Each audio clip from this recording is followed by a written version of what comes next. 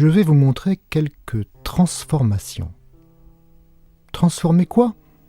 Eh bien, si ça ne vous dérange pas, nous allons transformer mon portrait. Commençons par quelque chose de simple. La transformation Z donne Z sur 2. Chaque point de la photo correspond à un nombre complexe Z, et qu'on divise par 2. On obtient un autre point, son transformé, et donc une nouvelle image. Vous voyez, il n'y a pas de surprise. Je suis tout simplement devenu 2 fois plus petit, puisque chaque Z a été divisé par 2. Cette transformation s'appelle une homothétie. Passons à la multiplication par i. Facile, nous savons que multiplier par i, c'est tout simplement tourner d'un quart de tour. Observez que le module ne change pas, mais que par contre l'argument augmente de 90 degrés. Voilà une façon bien compliquée de dire que nous avons juste fait tourner la photo.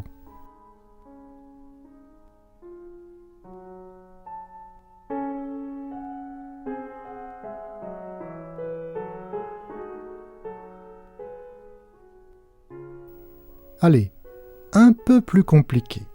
La multiplication par 1 plus i. Regardez le nombre complexe 1 plus i. Il correspond au point d'abscisse 1 et d'ordonnée 1. Son argument est de 45 degrés et son module de racine carrée de 2, d'après le théorème de Pythagore. Multiplier par 1 plus i, c'est donc d'une part multiplier le module par racine de 2 et d'autre part ajouter 45 degrés à l'argument. En clair, il faut combiner une homothétie et une rotation. On appelle cela une similitude.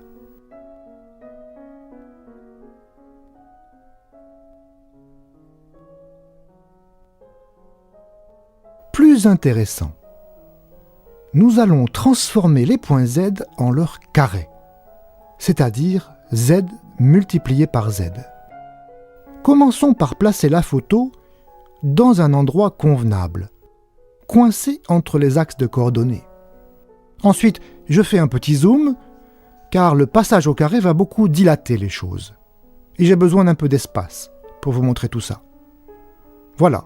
Maintenant, nous pouvons transformer la photo progressivement. Remarquez que l'argument de Z au carré, c'est 2 fois l'argument de Z. Si bien que l'angle droit, qui est le coin inférieur gauche de la photo, est doublé par notre transformation. Il devient un angle plat. Je place la photo à un autre endroit. Et nous allons encore observer la même transformation Z au carré. Vous allez encore constater le doublement des arguments. Regardez par exemple mon index. Avant transformation, son argument était à peu près à 45 degrés. Et après la transformation, il est à la verticale, à 90 degrés. Mais vous pouvez aussi remarquer que les modules sont élevés au carré.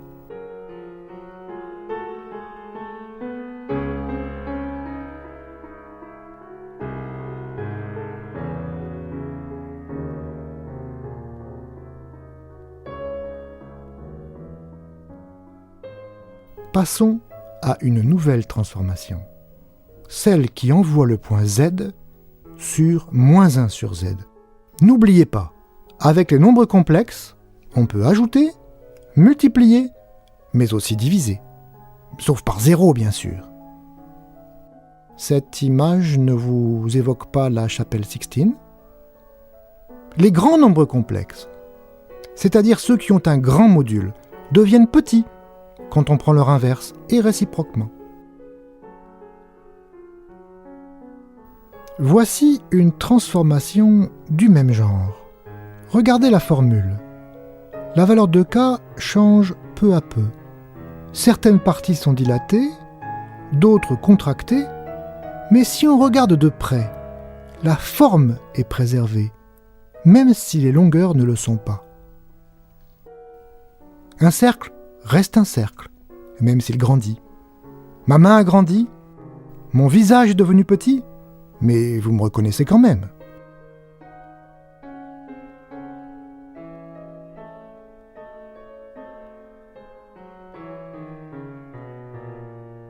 encore une transformation, encore plus compliquée.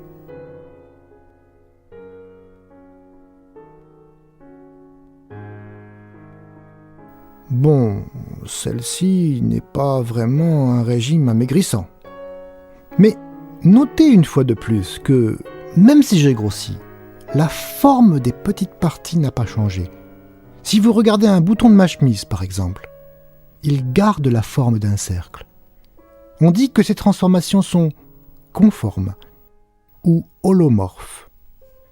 Des mots latins et grecs bien compliqués pour dire qu'on garde la forme. Vraiment, avec les nombres complexes, on peut faire beaucoup de choses. On peut même en prendre l'exponentielle, si vous savez ce que ça veut dire. Mais même si vous ne le savez pas, regardez donc le traitement que l'exponentielle me fait subir. Ma tête a disparu? Non.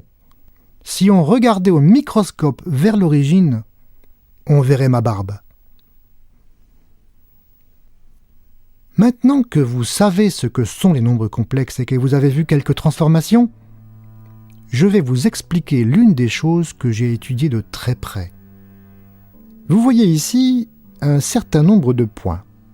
Certains sont bleus, à l'intérieur du disque de rayon unité, et d'autres sont jaunes, à l'extérieur. Appliquons la transformation z au carré plusieurs fois de suite, et observons le résultat.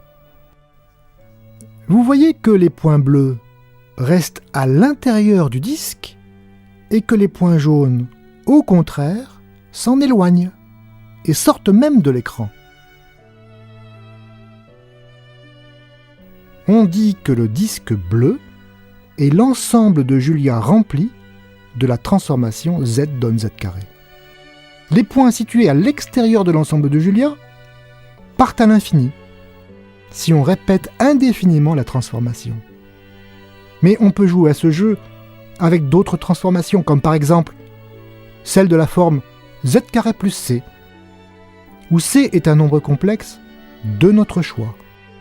Pour chaque nombre c, on a donc un ensemble de Julia dont la forme varie quand c varie. Voici quelques exemples.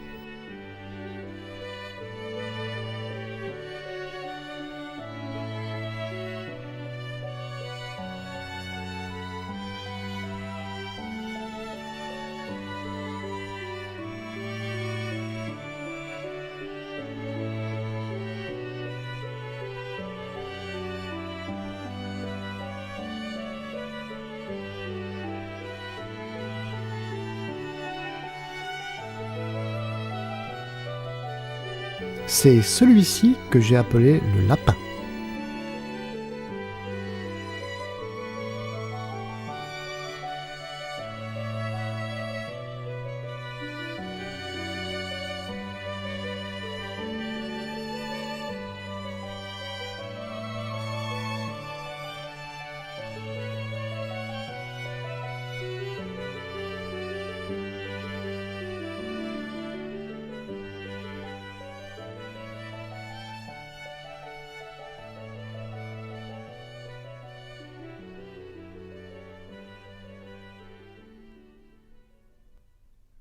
Pour bien comprendre comment ces formes varient, je vous montre deux choses en même temps.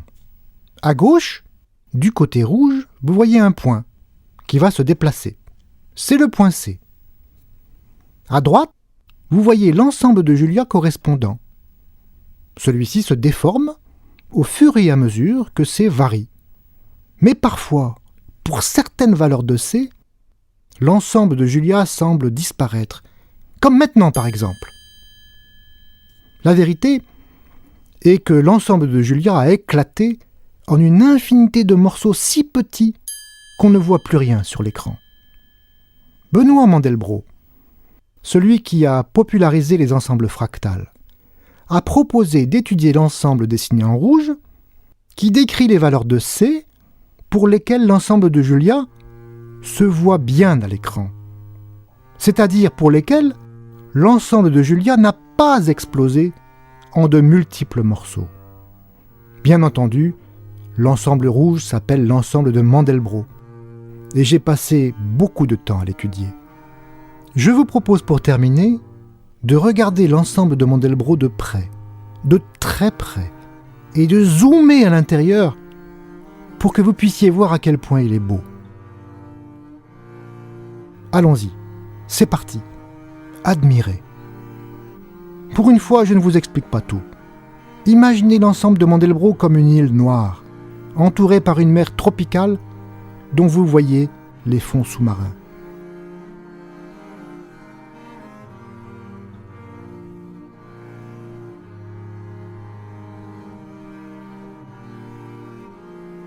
Je vous le dis, vous êtes en train d'observer des détails vraiment microscopiques. Si l'ensemble de Mandelbrot avait la taille d'un terrain de football, eh bien, nous allons examiner des détails de la taille d'un atome, à peu près 1/100000e de millimètre.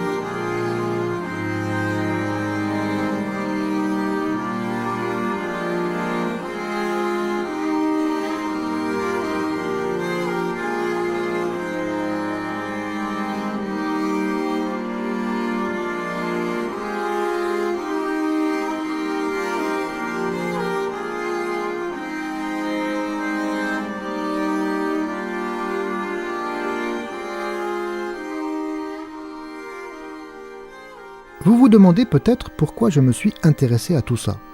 D'abord et avant tout parce que c'est joli, et que la compréhension de ces objets m'a procuré beaucoup de plaisir. Pour moi, c'est une raison suffisante pour y consacrer du temps. Mais aussi parce que dans ces transformations qui paraissent si simples, il y a comme l'essence de ce qu'est le chaos, si important dans la science d'aujourd'hui. Des choses simples engendrent des structures riches. Étudier des phénomènes compliqués, dans leur incarnation la plus simple possible, c'est souvent ça le rôle du mathématicien.